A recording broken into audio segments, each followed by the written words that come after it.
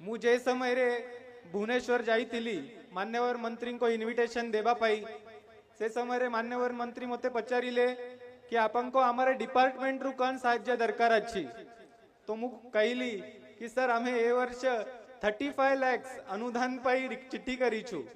मान्यवर मंत्री पचारिले गत वर्ष अपन केते साहाय्य पाईतिले मु कहली 10 लाख तो सर कहले कि लास्ट ईयर 10 लाख ए वर्ष 35 लाख एते वृद्धि होची कि इन 1 ईयर बट शेष रे मान्यवर मंत्री कहले कि आमे 35 लाख देबू प्लस कालाहांडी रा कला और संस्कृति रा विकास पाई जे जे दरकार से सबू मु साहाय्य करीबी सेति पाई कालाहांडी वासिंग का तरफ रु मु मान्यवर मंत्री को आउ तरे धन्यवाद अर्पण करूची।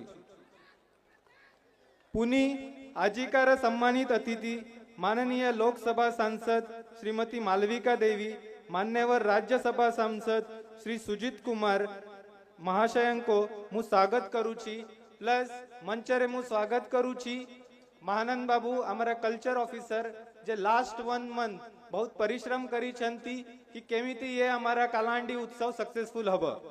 मु मानिके मां मानिकेश्वरी थारे प्रार्थना करूची जे प्रतिवर्ष यही उत्सव एमिति उल्लास सहित पालत हेउथुब एवं कालाहांडी वासी खुशी रे रोहंतु।